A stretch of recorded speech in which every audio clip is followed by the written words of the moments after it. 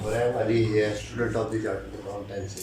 ठीक है, जैसा कि हम एक्सरसाइज 1.1, 1.2 और 1.3 और 4 ख़त्म कर चुके थे। ठीक है, अब हम 1.5 का आगाज़ करने जा रहे हैं, जो कि मोस्ट इम्पॉर्टेंट चैप्टर है, एक्सरसाइज है papers exams point of view से। ठीक है, इसका बेसिक से हम स्टार्ट करेंगे, शॉर्ट वीडियोस बनाएंगे और ताकि आपको कॉन्सेप्ट समझ आए और डेली बेसिस पे हम रिवाइज करते रहेंगे इंशाल्लाह। ठीक है, पहले मैं आपको समझा देता हूँ कि डिटर्मिनेंट क्या होगा, सिंगुलर क्या होगा, नॉन सिंगुलर क्या होगा। इसको समझाने से पहले मैं सिर्फ आपसे क्वेश्चन एक दफ़ा डिमांड करूँगा, पढ़ लें और डेफिनेशन भी एक दफ़ा पढ़ लें डिटर्मिनेंट की। इसके बाद हम स्टार्ट करते हैं। ठीक है, वीडियो को पॉज करके पढ़िएगा, अभी मैं आगाज़ करने जा रहा हूँ। ठीक है, question number 1, find the determinant of the following matrices. हमें क्या करना है, डिटर्मिनेंट्स को फाइंड करना है। डिटर्मिनेंट कैसे फाइंड होते हैं, कैसे कैलकुलेट होते हैं, ये मैं आपको सवाल करते हुए समझाऊंगा, लेकिन डिटर्मिनेंट है क्या ये मैं आपको भी बता देता हूँ। ठीक है, determinant of a matrix is a value और अ नंबर। ठीक है, is calculated using a square matrix denoted by determinant of A और ए डिटर्मिनेंट। ठीक है, डिटर्मिनेंट ऑफ अ मैट्रिक्स कोई भी वैल्यू होगी या कोई भी नंबर होगा जो कि कैलकुलेट होके आएगा। और ये कैसे कैलकुलेट होगा, ये कैलकुलेट होगा स्क्वायर मैट्रिक्स को यूज़ करके। स्क्वायर मैट्रिक्स क्या होता है, जिनका 2x2 का ऑर्डर पेयर होता है या 3x3 का या सो ऑन। ठीक है, इस टाइप के ऑर्डर पे होते हैं। मींस जो रेक्टेंगुलर मैट्रिक्स नहीं हो, जो स्क्वायर मैट्रिक्स। उसमें मेन समझने वाली बात क्या थी, इसमें मेन समझने वाली बात ये थी, जो वैल्यू निकलेगी, जो नंबर निकलेगा वो कैसे निकलेगा, वो स्क्वायर मैट्रिक्स को कैलकुलेट करते हुए निकलेगा। मीन्स के स्क्वायर मैट्रिक्स मैंने आपको बेसिक सी वीडियोज़ में समझाया हुआ है कि क्या होता है क्या नहीं होता। मैं लिंक भी डाल दूंगा ताकि आपको स्क्वायर मैट्रिक्स का अच्छे से अंदाज़ा रहेगा, डिस्क्रिप्शन में आप देख लीजिएगा। ठीक है, कैसे डिनोट होता है, ये ऐसे डिनोट होता है कि जिसके साइड में 2 बार दे देते हैं, बस एक ये बार और एक ये बार। ठीक है, जैसे बी के साथ 2 बार दे दी तो ये बिल्कुल ऐसे ही डिनोट होता है, ये ऐसे डिनोट होता है। आपकी मर्जी है, आप जो भी लिखना चाहें। ठीक है, आप ये भी लिख सकते हैं, ये भी लिख सकते हैं, या दोनों लिख सकते हैं। ठीक है, अब एक मेन बात आती है, सर ये कैलकुलेट कैसे होता है। कैलकुलेट कैसे होता है, कैलकुलेट करना मैं आपको अभी सिखाऊंगा।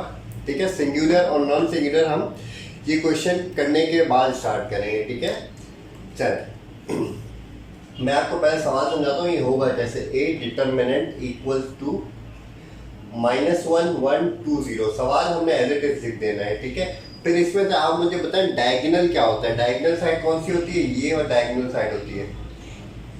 डायगोनल साइड को आपस में मल्टीप्लाई करेंगे, -1 मल्टीप्लाई बाय 0। ठीक है, -2 को मल्टीप्लाई करेंगे 1 के साथ। ठीक है, 2 मल्टीप्लाई बाय 1, बीच में हमेशा क्या आएगा, बीच में हमेशा याद रखिएगा माइनस आएगा। ठीक है, ये भूलने वाली बात नहीं है, इससे मेन चीज सब याद रह जाती है, सब कुछ हो जाता है, लेकिन हमें पता ही नहीं चलता कि बीच में माइनस होता है प्लस होता है। ठीक है, ये बात हमेशा याद रखनी है कि माइनस होगा, और ये क्रॉस मल्टीप्लीकेशन है। क्रॉस कैसे, 1 0 के साथ मल्टीप्लाई होगा और 2 1 के साथ मल्टीप्लाई होगा, इसको कहते हैं क्रॉस मल्टीप्लीकेशन। ठीक है, चल तो 1 को अगर मैं 0 से मल्टीप्लाई करवाता हूँ तो 0 हो जाएगा। ठीक है, -2 को अगर मैं 1 से मल्टीप्लाई करवाता हूँ तो -2 हो जाएगा। ठीक है, आई होप आप, सॉरी ये माइनस इसके साथ नहीं है, माइनस और ऑल के साथ है। ठीक है, सिर्फ 2 है इधर।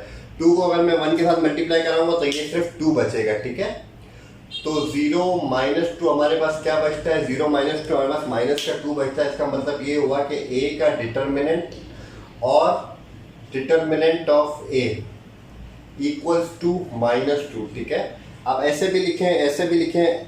ठीक है, आप ये लिखें, ये लिखें, एक ही बात होगी, इसलिए मैंने दोनों लिख दिया ताकि बच्चे को जो आसानी पड़े वो लिखे। ठीक है, बस दोनों में से कोई एक चीज़ लिखनी है। अब आपको आई होप क्वेश्चन को कैलकुलेट करना कैसे सॉल्व करते हैं ये आ गया होगा। ठीक है, चले अब बी मैट्रिक्स उठाते हैं। बी डिटर्मिनेंट इक्वल्स टू, इसकी भी क्रॉस मल्टीप्लीकेशन करेंगे।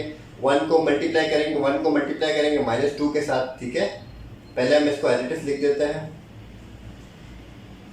1 मल्टीप्लाई बाय -2। ठीक है, बीच में क्या आएगा, बीच में हमेशा याद रखना है माइनस की साइन आएगी। ठीक है, और 2 को मल्टीप्लाई करना है 3 के साथ। 2 मल्टीप्लाई बाय 3 इक्वल्स टू, अगर मैं 1 को 2 से मल्टीप्लाई करवाता हूँ तो -2 आ जाएगा। 3 2 6 आ जाता है। ठीक है, -6 और -2, ये हमारे पास क्या हो जाएगा, -8 आ जाएगा। ठीक है, तो हमारा आंसर क्या होगा, बी का डिटर्मिनेंट इक्वल्स टू -8। ठीक है, सी करते हैं। सी डिटर्मिनेंट इक्वल्स टू 3 3 2 2। ठीक है, क्रॉस मल्टीप्लिकेशन करें इसकी भी, 3 को 2 से 3 multiply by 2 minus 3 multiply by 2, ठीक है। 3 2 6 आ गया और ये माइनस 3 2 6 आ गया, ठीक है। तो इसका मतलब क्या हुआ, माइनस का 6 और प्लस का 6 आपस में कट गए, तो इसका मतलब क्या हुआ, सी डिटर्मिनेंट इक्वल्स टू 0। चल डी स्टार्ट करने जा रहे हैं। D determinant equals to 3 1 2 4। 3 को मैं 3 multiply by 4 minus 2 multiply by 1, ठीक है। 4 3 4 12 आ गया, माइनस 2 1 2 हो जाएगा, ठीक है। तो हमारे पास क्या आया, हमारे पास इसका आंसर आया 10। तो डी डिटर्मिनेंट इक्वल्स टू 10, ठीक है। ये हमारा आंसर है। आई होप आपको डिटर्मिनेंट समझ आ गया होगा। इसके अलावा बहुत सी डेफिनेशंस मैं आपको पढ़ा सकता था, समझा सकता था, लेकिन ये बिल्कुल बच्चे के माइंड में बैठ जाएगी डेफिनेशन और उसको कैलकुलेट करने का तरीका, ठीक है। आई होप आपको समझ आ गया होगा। बात आती है सिंगुलर मैट्रिक्स की और नॉन सिंगुलर मैट्रिक्स की, ठीक है। बिल्कुल इसी तरह का कॉन्सेप्ट है, इसलिए हमने डिटर्मिनेंट के साथ ही इसको समझाना है, ठीक है। सिंगुलर क्या होता है, matrix is said to be, ये 2 होगा, ठीक है, to be singular if its determinant is equal to 0, ठीक है। वो मैट्रिक्स जिसका आंसर जो है वो 0 आ जाए, ठीक है। ए डिटर्मिनेंट इक्वल्स टू 0, तो इसका मतलब क्या होगा, ये सिंगुलर मैट्रिक्स है। मतलब क्या होगा सर, आप जो भी ए मैट्रिक्स होगा, एक्स वाई जी स्क्वायर मैट्रिक्स होगा, जिसका डिटर्मिनेंट निकालेंगे, तो उसका डिटर्मिनेंट निकालने के बाद अगर वो आंसर 0 में आ जाए, तो इसका मतलब क्या हुआ, इसका मतलब ये हुआ कि ये सिंगुलर मैट्रिक्स है, ठीक है। मैंने यहाँ पे लिखा हुआ भी है, ठीक है, आपकी आसानी के लिए।